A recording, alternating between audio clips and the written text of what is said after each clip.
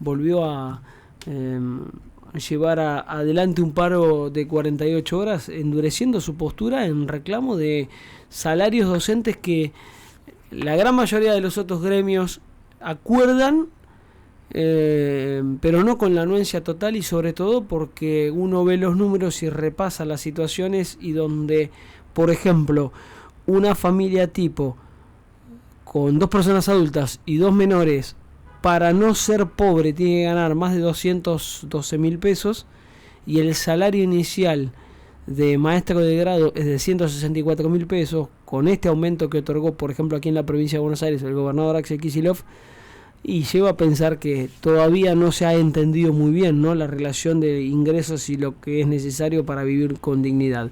En ese sentido, vamos a charlar con Adriana Astolfo, quien es secretaria de ADOSAC de Pico Truncado, de la provincia de Santa Cruz, que está también en un conflicto, insisto, de larga data, con varios antecedentes. Con 3 meses hace que no percibe sus salarios, y que además provocó ya un enfrentamiento donde no parece haber un encuentro o un punto cercano con el gobierno que encabeza Alicia Kirchner, quien obviamente conduce los destinos.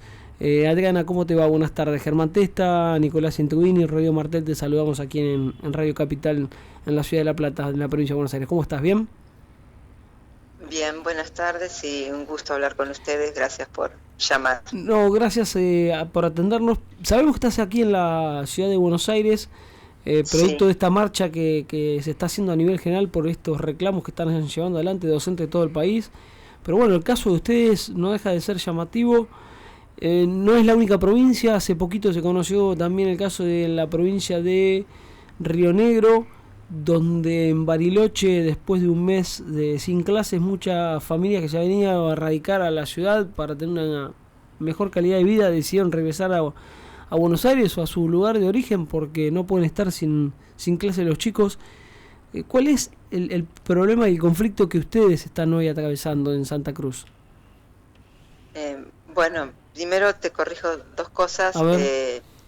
Soy secretaria adjunta, no soy la secretaria general, soy secretaria adjunta. Bien. Y bueno, es un detalle, pero me parece. No, está bien, vale la corrección. Vale la corrección. Y nosotros cobramos el salario.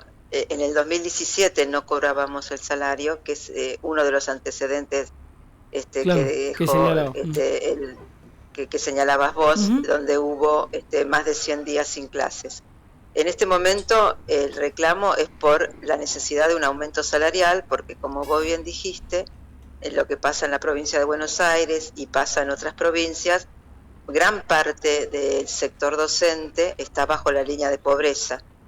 Un docente que recién se inicia, el más bajo del escalafón, que para nosotros es la maestra de preceptora de jardín de infantes, cobra un salario de bolsillo, sin antigüedad, recién iniciada, de 120.000 pesos. ¿120.000 pesos? Entonces, 120.000 pesos. Claro. Entonces, nosotros básicamente lo que pedimos es que ningún docente esté bajo la línea de pobreza, sabiendo que eso no es la canasta familiar completa que necesitamos para vivir, sino una canasta alimentaria, ¿no? Y con algunos servicios.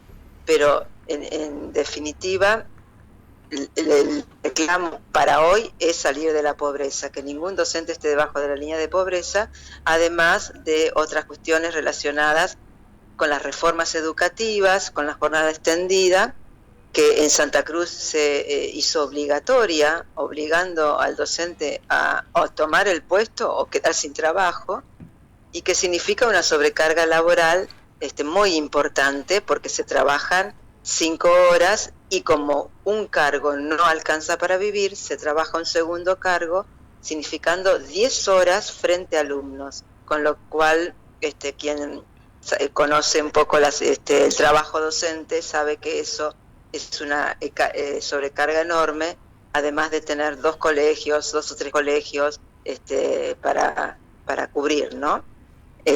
Así que el reclamo es ese, y me preguntaba si estaba en Buenos Aires. Sí, vinimos para hacer visible el reclamo. Hoy estuvimos en un acto con el sindicato ADEMIS, los UTEBAS Multicolor y otros sindicatos y agrupaciones frente al Ministerio de Educación, donde se entregó una nota, un petitorio para que sea recibido por, esperemos que por el ministro, ¿no? Estaba pensando, digo, sí. A ver, Santa Cruz es, no quiero hacer diferencias, pero la realidad es que cuanto más se aleja uno de la zona centro del país, de lo que es el AMBA, el costo de vida no es lo mismo aquí en la provincia de Buenos Aires que en Santa Cruz. Me imagino que ustedes eso lo deben saber y lo deben padecer también, ¿no, Adriana? No sé cuántos cargos tiene que tener un docente allí en esa provincia para por lo menos vivir con cierta, no sé si holgura, pero sí con cierta tranquilidad, que no sea pobre un docente o una docente. ¿Se entiende a lo que voy? Porque si cobran 120.000 pesos, que es bastante menos que incluso aquí en la provincia de Buenos Aires, son una diferencia de 44.000 pesos. Por lo menos 2 cargos como mínimo tienen que tener. Exactamente, para ese cargo que yo te decía, el más bajo del escalafón, yo diría que tendría que tener hasta 3 cargos. Y el maestro de jornada extendida cobra un poco más porque trabaja un poco más, pero tampoco alcanza. Entonces, encima, como vos decías, vivimos en una provincia donde, por ejemplo, nuestra zona, que es la zona norte de Santa Cruz, es una zona petrolera. Entonces, el costo de vida es alto y sí, pero no condice con la realidad del país, por más que sea petrolera. Es cierto, se asocia con mayores ingresos, pero la realidad es que no es un sector muy pequeño, ¿no? Exactamente, y la administración pública y la docencia, los médicos y demás, todo empleado estatal queda muy rezagado con respecto a esos salarios, pero además el punto es que está muy bien que ese sector del trabajo cobre muy bien. El problema es que nosotros cobramos muy mal frente a una provincia que tiene muy baja nivel de población y que además es muy rica. Es una provincia riquísima, tiene petróleo, tiene gas, tiene pesca, tiene turismo, tiene las mineras.